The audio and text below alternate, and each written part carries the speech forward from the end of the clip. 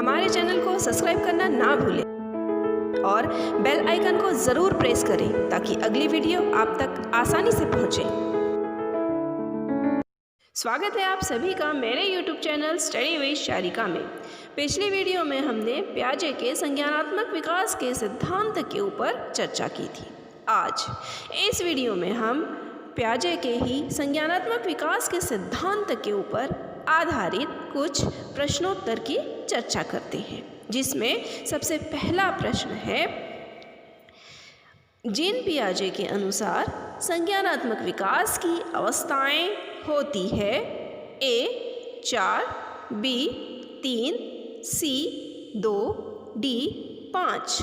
जैसा कि हमने पिछली वीडियो में पियाजे के सिद्धांत के ऊपर चर्चा की थी, उसमें हमने देखा था कि पियाजे ने विकास के सिद्धांत में संवेदीगामक अवस्था, पूर्व क्रियात्मक अवस्था, मृत क्रियात्मक अवस्था और औपचारिक क्रियात्मक अवस्था, ऐसी 4 अवस्थाएं बताई थी। इसीलिए यहाँ पर इसका आंसर है ए 4। अगला प्रश्न, पियाजे के सिद्धांत के अनुसार कौन सी अवस्था में बच्चों में उस चिंतन का विकास होता है जिसमें अनुत्क्रमणीयता होती है?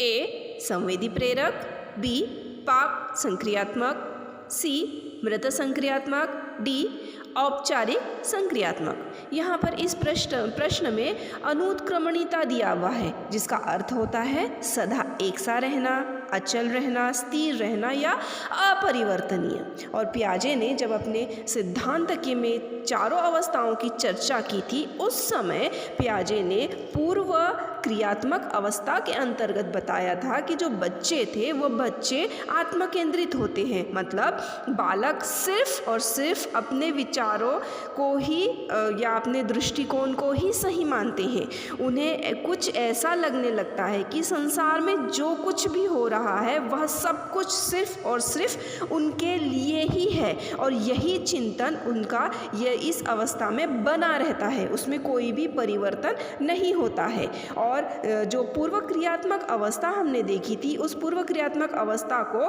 2 भागों में या 2 अवधि में पियाजे ने विभाजित किया था, जिसमें पहली अवधि उसने बताई थी पाक संक्रियात्मक अवधि और दूसरी अवधि बताई थी अंतर्दृष्टि अवधि। इसीलिए यहाँ पर इस प्रश्न का आंसर है बी पाक संक्रियात्मक अवधि। अगला प्रश्न है, निम्न में से किसने बच्चों में वस्तु स्थैर्य के विकास को समझने में सहायता की है? ए पियाजे, बी फ्राइड, सी एरिक्सन, डी बेलाक। जब हमने विकासात्मक सिद्धांत की चर्चा की थी पियाजे के, तो पियाजे ने अपने सिद्धांत में 4 अवस्थाएं बताई थी, जिसमें संवेदी पेशीय अवस्था में पियाजे ने यह क्लियर बताया था कि इस अवस्था में बालक उन वस्तुओं के प्रति भी अनुक्रियाएं करना प्रारंभ कर देते हैं जो सीधे देखी, सुनी या महसूस नहीं की जा सकती। इसे ही वस्तु स्थायित्व कहा जाता है। तो पियाजे ने ही अपने विकास के सिद्धांत में वस्तु स्थायित्व की बात कही है, इसीलिए यहाँ पर इसका आंसर है ए पियाजे। इसके बाद में अगला प्रश्न है, मृत संक्रियात्मक अवस्था है ए जन्म से 24 माह तक, बी 2 से 7 वर्ष तक, सी 7 से 11 वर्ष तक, डी 11 वर्ष से अधिक। पियाजे के विकासात्मक सिद्धांत के अंतर्गत हमने 4 अवस्थाओं के बारे में चर्चा की थी, जिसमें संवेदीगामक अवस्था जन्म से 2 वर्ष तक होती है, पूर्व क्रियात्मक अवस्था 2 से 7 वर्ष तक होती है, मृत क्रियात्मक अवस्था 7 से 11 वर्ष तक होती है, और औपचारिक क्रियात्मक अवस्था 11 वर्ष से प्रौढ़ावस्था तक होती है। इसीलिए यहाँ पर इस प्रश्न का आंसर है सी 7 से 11 वर्ष तक। अगला प्रश्न है, पाक संक्रियात्मक अवस्था है ए जन्म से 24 माह तक, बी 2 से 7 वर्ष तक, सी 7 से 11 वर्ष तक, डी 11 वर्ष तक। जब हमने पियाजे के संज्ञानात्मक विकास के सिद्धांत में अवस्थाओं पर चर्चा की थी, उसमें हमने पूर्व संक्रियात्मक अवस्था के ऊपर भी चर्चा की थी। पूर्व संक्रियात्मक अवस्था की जो अवधि होती है वह अवधि 2 से 7 वर्ष तक होती है और पूर्व संक्रियात्मक अवस्था को ही पियाजे ने 2 अवधि में विभाजित किया था, जिसमें पहली अवधि थी पाक संक्रियात्मक अवधि और दूसरी थी अंतदर्शी अवधि। इसीलिए यहाँ पर पाक संक्रियात्मक अवस्था की अवधि है 2 से 7 वर्ष तक, अतः यहाँ पर आंसर है बी, 2 से 7 वर्ष तक। अगला प्रश्न, औपचारिक संक्रियात्मक अवस्था है जन्म से 24 माह तक, बी 2 से 7 वर्ष तक, सी 7 से 11 वर्ष तक और डी 11 वर्ष तक। जब हमने सभी अवस्थाओं पे चर्चा की थी उस समय हमने देखा था कि औपचारिक संक्रियात्मक अवस्था यह पियाजे की अवस्थाओं में सबसे अंतिम अवस्था है और यह सबसे अंतिम अवस्था की शुरुआत 11 वर्ष से होती है और उसका एंडिंग प्रौढ़ावस्था तक होती है। इसीलिए यहाँ पर इसका आंसर है डी, 11 वर्ष। अगला प्रश्न है, पियाजे ने कौन से तार्किक योग्यता परीक्षण का प्रयोग औपचारिक संक्रियात्मक अवस्था में किया? ए टी भूल भुलैया, बी लकड़ी का बल्ला, सी ताश, डी पेंडुलम कार्य। पियाजे ने अपने औपचारिक क्रियात्मक अवस्था में जो परीक्षण किया था उस परीक्षण में विद्यालयीन उम्र के अनेक बालकों को उसने अलग अलग लंबाई के धागे दिए थे तथा अलग अलग वजन की वस्तुएं भी उससे बांधने के लिए दी थी और उसी के साथ साथ उन्हें एक छड़ी भी दी गई थी ताकि वो धागों को लटका सके उस पर। और प्रत्येक से यह भी प्रश्न पूछा गया था कि जब पेंडुलम घुमाया जाता है तब इसकी गति को कौन से कारक प्रभावित करते हैं। इसी के आधार पर जो बच्चे थे उन लोगों ने 4 परिकल्पनाएं बनाई थी, जिसमें धागे की लंबाई, इस पर लटकाई गई वस्तु का वजन, छोड़ने से पहले वस्तु को कितनी ऊंचाई तक उठाया गया और कितने बलपूर्वक वस्तु को धक्का दिया गया। इस प्रकार से उन्होंने परिकल्पनाएं बनाई थी। तो पियाजे ने जो औपचारिक संक्रियात्मक अवस्था में जो परीक्षण किया था वह परीक्षण उसने पेंडुलम पर किया था, मतलब पेंडुलम का कार्य पर किया था। इसीलिए यहाँ पर इसका आंसर है डी, पेंडुलम कार्य। इसके बाद है अगला प्रश्न, बालक विकास का जीन पियाजे के सिद्धांत का आधार है? ए मनोविश्लेषण विकास, बी नैतिक विकास, सी मनोसामाजिक विकास, डी संज्ञानात्मक विकास। पियाजे के सिद्धांत का जब हम पूरा नाम देखते हैं तो उसके सिद्धांत में ही इस प्रश्न का उत्तर दिया हुआ है। जैसे कि पियाजे के सिद्धांत का नाम है पियाजे का संज्ञानात्मक विकास का सिद्धांत। तो पियाजे ने जो सिद्धांत रचा है वह संज्ञानात्मक विकास के ऊपर रचा है, इसीलिए यहाँ पर इसका आंसर है डी, संज्ञानात्मक विकास। अगला प्रश्न है, पियाजे के अनुसार 4 से 8 माह में कौन सा संज्ञानात्मक विकास होता है? ए हाथ मुंह संबंधन, बी हाथ आँख संबंधन, सी प्रतिवर्ती क्रियाएं, डी बोलना शुरू करना। पियाजे के सिद्धांत पे जब हमने चर्चा की थी तो संवेदीगामक अवस्था के बारे में जब हमने चर्चा की थी उसमें हमने देखा था कि संवेदीगामक अवस्था को पियाजे ने 6 उप अवस्थाओं में बांट दिया था, जिसमें 4 से 8 माह यह तृतीय उप अवस्था आती है। इस अवस्था में बालक द्वितीय वृत्तिक क्रियाएं दोहराता है और वृत्तिक क्रियाएं से तात्पर्य वह जो चीज़ें उसे अच्छी लगती है वह उसे बार बार दोहराता है। इसके अंदर संयोग से अगर कोई क्रिया उससे हो जाती है तो वही क्रियाओं को वह बार बार दोहराने की कोशिश करता है, जिसके लिए उसे पकड़ना और देखना ये दोनों चीज़ों की आवश्यकता होती है। इसीलिए यहाँ पर इसका आंसर है बी, आँख और हाथ संबंधन। उसके बाद अगला प्रश्न है, निर्जीव वस्तुओं को सजीव गुण देने वाली प्रकृति को पियाजे ने क्या नाम दिया है? ए कल्पना, बी केंद्रीकरण, सी सजीव चिंतन, डी वस्तु स्थायित्व। जब हमने पियाजे के सिद्धांत पर चर्चा की थी तो पियाजे ने एक बात यह भी बताई थी कि बालकों में अहम भाव यह पूर्व क्रियात्मक बालकों में जीवनात्मक चिंतन के लिए उत्तरदायित्व होता है, अर्थात उनका यह विश्वास होता है कि निर्जीव वस्तुओं में भी जीवन जैसे गुण होते हैं। यही कारण था कि जब पूर्व क्रियात्मक अवस्था का बालक अगर बादलों को देखता है या सूर्य को देखता है तो विश्वास पूर्व यह आराम से कहता है कि सूर्य बादलों पर गुस्सा कर रहा है और उन्हें दूर भगा रहा है। मतलब यहाँ पर यह है कि वह सजीव चिंतन करने लगता है। इसीलिए यहाँ पर इस प्रश्न का आंसर है सजीव चिंतन, सी। अगला प्रश्न है, पियाजे के अधिगम के संज्ञानात्मक सिद्धांत के अनुसार वह प्रक्रिया जिसके द्वारा संज्ञानात्मक संरचना को संशोधित किया जाता है वह कहलाती है ए स्कीमा, बी प्रत्यक्षण, सी समायोजन, डी समावेशन या परिपाक। पियाजे ने संज्ञानात्मक विकास के सिद्धांत में योजना का अर्थ बताया था कि योजना एक ऐसी मानसिक संरचना होती है जो कि व्यक्ति विशेष के मस्तिष्क में सूचनाओं को संगठित तथा व्याख्यायित करने हेतु विद्यमान होती है। मतलब योजना यह मस्तिष्क में जो कुछ भी सूचनाएं होती है उसको संगठित भी करती है, उसकी व्याख्या भी करती है और उसमें संशोधन भी करती है, और योजना को ही स्कीमा भी कहा जाता है। इसीलिए यहाँ पर इस प्रश्न का आंसर है ए स्कीमा। अगला प्रश्न, पियाजे के संज्ञानात्मक विकास चरणों में से कौन एक सही नहीं है? ए पूर्व ज्ञान, बी नए पदार्थ का आत्मीकरण, सी समायोजन, डी साम्य धारणा।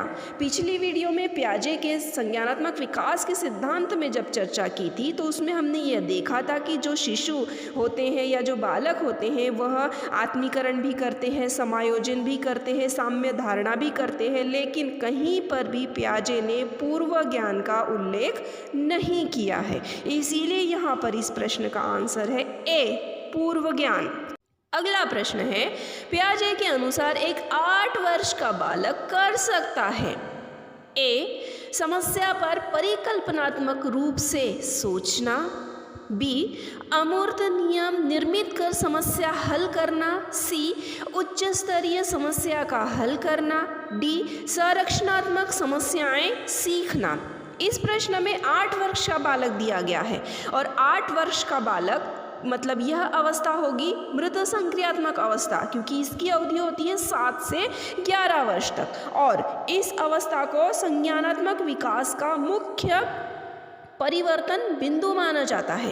इस अवस्था में ही बालकों में कुछ महत्वपूर्ण संप्रत्यय विकसित हो जाते हैं, जैसे संरक्षण, संबंध, वर्गीकरण, उत्क्रमणशीलता, पंक्तिबद्धता, और इसी अवस्था में बालक में संरक्षणीय संप्रत्यय उत्पन्न होता है, विकसित हो जाता है, अर्थात संरचनात्मक समस्याएं को वह सीखने लग जाता है इस अवस्था में। इसीलिए यहाँ पर इस प्रश्न का आंसर डी संरचनात्मक समस्याएं सीखना। अगला प्रश्न है, पियाजे के अनुसार मनुष्यों में संज्ञानात्मक विकास 4 महत्वपूर्ण चरणों में होता है। इन चरणों के सही क्रम का चयन कीजिए। ए पूर्व संक्रियात्मकता, औपचारिक संक्रियात्मकता, तर्क बुद्धि संक्रियात्मकता, अनौपचारिक संक्रियात्मकता, बी संवेदी तार्किका संक्रियात्मकता, पूर्व संक्रियात्मकता, औपचारिक संक्रियात्मकता, तर्क बुद्धि संक्रियात्मकता, सी औपचारिक संक्रियात्मकता, पूर्व संक्रियात्मकता, तर्क बुद्धि संक्रियात्मकता, संवेदी तार्किक संक्रियात्मकता, डी संवेदी तांत्रिक संक्रियात्मकता, पूर्व संक्रियात्मकता, तर्क बुद्धि संक्रियात्मकता, औपचारिक संक्रियात्मकता। पहले हम देखते हैं कि पियाजे के सिद्धांत में जो हमने चरणों के नाम देखे थे उसे किसको क्या कहा जाता है। इसमें कहा गया है संवेदी तांत्रिक संक्रियात्मक अवस्था, जो कि संवेदीगामक अवस्था होती है। उसके बाद में तर्क बुद्धि संक्रियात्मक अवस्था जो कि मृत क्रियात्मक अवस्था को कहा जाता है और पूर्व संक्रियात्मकता पूर्व क्रियात्मक अवस्था को कहा जाता है तथा औपचारिक संक्रियात्मक अवस्था औपचारिक क्रियात्मक अवस्था को कहा जाता है। और पियाजे ने जो चरण बताए थे वो चरण एक एक करके सबसे पहले उसने बोला था संवेदीगामक अवस्था, दूसरा पूर्व क्रियात्मक अवस्था, तीसरा मृत क्रियात्मक अवस्था, चौथा औपचारिक क्रियात्मक अवस्था। इस हिसाब से यहाँ पर इस प्रश्न का आंसर है डी, संवेदी तार्किक संक्रियात्मकता, पूर्व संक्रियात्मकता, तर्क बुद्धि संक्रियात्मकता और अनौपचारिक संक्रियात्मकता। अगला प्रश्न, छिपी हुई वस्तुएं ढूंढ निकालना इस बात का संकेत है कि शिशु निम्नलिखित में से किस संज्ञानात्मक कार्य में दक्षता प्राप्त करने लगता है? ए, प्रयोग करना, बी, सभी प्राय व्यवहार करना, सी, वस्तु स्थायित्व, डी, समस्या समाधान। पियाजे के संज्ञानात्मक विकास के सिद्धांत में जैसे हमने पहले ही देखा था कि पियाजे ने अपने पुत्रों के ऊपर ही सारे प्रयोग किए हैं। इसी वस्तु स्थायित्व को प्रदर्शित करने के लिए उसने और एक प्रयोग किया था। उसका जो लॉरेंट नाम का जो पुत्र था उसके सामने उसने एक माचिस की डिब्बी रखी थी जिससे कि वह उसका पुत्र खेल रहा था, परंतु पियाजे ने अपना हाथ उस माचिस की डिब्बी के ऊपर रख दिया। अब लॉरेंट सोच समझने लगा कि कहाँ गई माचिस की डिब्बी, जो सामने रखी हुई थी वहाँ गई। अचानक से लॉरेंट का हाथ पियाजे के हाथ पर स्पर्श हो जाता है और जब पियाजे का हाथ पर उसका स्पर्श हो जाता है तो पियाजे उसका हाथ हटा लेता है और उसे वो माचिस की डिब्बी वहाँ पर नज़र आ जाती है। इस प्रयोग से पियाजे ने यह तात्पर्य निकाला था कि वस्तु सतत रूप से रहती है भले ही वह दृष्टि से ओझल क्यों ना हो जाए। इसी के आधार पर पियाजे ने यह बताया था कि जो बच्चे होते हैं उनमें वस्तु स्थायित्व का गुण भी विकसित हो जाता है, मतलब संज्ञानात्मक कार्य करते हुए उनमें दक्षता प्राप्त हो जाती है, वस्तु का स्थायित्व होता है यह सोचने की। इसीलिए यहाँ पर इस प्रश्न का आंसर है सी, वस्तु स्थायित्व। अगला प्रश्न है, पियाजे के अनुसार बच्चा अमूर्त स्तर पर चिंतन, बौद्धिक क्रियाएं और समस्या समाधान किस अवस्था में करने लगता है? ए, पूर्व संक्रियात्मक अवस्था 2 से 7 वर्ष, बी, मृत संक्रियात्मक अवस्था 7 से 11 वर्ष, सी, औपचारिक संक्रियात्मक अवस्था 11 से 16 वर्ष या 11 से प्रौढ़ावस्था तक, डी, संवेदीपेशी अवस्था 0 से 2 वर्ष तक। ऊपर दी प्रश्न में जितनी भी विशेषताएं दी गई है वह सभी की सभी विशेषताएं बालक में जब वह 11 वर्ष से आगे बढ़ता है तो उस अवस्था में उसमें उत्पन्न होती है और 11 वर्ष से लेकर प्रौढ़ावस्था तक औपचारिक संक्रियात्मक अवस्था होती है। इसीलिए यहाँ पर इस प्रश्न का आंसर है औपचारिक सी, औपचारिक संक्रियात्मक अवस्था। अगला प्रश्न है, पियाजे के संज्ञानात्मक विकास के चरणों के अनुसार इंद्रियगामक अवस्था किसके साथ संबंधित है? ए, अनुकरण, स्मृति, मानसिक निरूपण, बी, तार्किक रूप से समस्या समाधान की योग्यता, सी, विकल्पों के निर्वाचन और विश्लेषण करने की योग्यता, डी, सामाजिक मुद्दों पर सरोकार। पियाजे के संज्ञानात्मक विकास के सिद्धांत पे जब हमने पहली अवस्था संवेदीगामक अवस्था के बारे में ऊपर चर्चा की थी तो उसमें हमने इस अवस्था की कुछ विशेषताएं भी देखी थी, जिसमें शिशु आत्मकेंद्रित होता है, वह रुचकर आदतों को विकसित कर जाता है, उसमें पूर्वानुमान लगाने की सीमित योग्यता आ जाती है, वह दूसरों के व्यवहारों का अनुकरण करने लगता है, उसी तरीके से वह वस्तु के प्रयोग करके नवीन नवीन खोज करने लगता है, उन्हें देखकर समझने भी लगता है, अर्थात वहाँ पर वो मानसिक क्रियाएं भी करने लगता है। इसीलिए इस आधार पर इस प्रश्न का आंसर है ए, अनुकरण, स्मृति और मानसिक निरूपण। अगला प्रश्न है, फ्राइड, पियाजे एवं अन्य मनोवैज्ञानिकों ने व्यक्तित्व विकास की विभिन्न अवस्थाओं के संदर्भ में व्याख्या की है, परंतु पियाजे ने ए, कहा कि विकास की अवस्थाएं वातावरण से निर्धारित होती हैं, बी, कहा कि शैशवावस्था के अनुभव ही अधिक प्रभावित करते हैं, बाकी अवस्थाओं के सीमित प्रभाव होते हैं, सी, विभिन्न अवस्थाओं को समझने के लिए संज्ञानात्मक बदलाव के बारे में कहा है, डी, इनमें से कोई नहीं। उपर्युक्त प्रश्न में फ्राइड, पियाजे इन सभी और अन्य मनोवैज्ञानिकों ने व्यक्तित्व विकास के सिद्धांत रचे हैं। फ्राइड ने मनोविश्लेषणवादी सिद्धांत के ऊपर चर्चा की, तो पियाजे ने विकास के सिद्धांत के अंतर्गत संज्ञानात्मक विकास के ऊपर चर्चा की। उसने अपने पूरे सिद्धांत में संज्ञानात्मक विकास या संज्ञानात्मक बदलाव के बारे में ही बताया है। इसीलिए इस प्रश्न का आंसर है सी, विभिन्न अवस्थाओं को समझने के लिए संज्ञानात्मक बदलाव के बारे में कहा। उम्मीद करती हूँ आपको मेरी यह वीडियो अच्छी लगी होगी। हमारे चैनल को सब्सक्राइब करना ना भूलें और बेल आइकन को ज़रूर प्रेस करें ताकि अगली वीडियो आप तक आसानी से पहुँचे। धन्यवाद।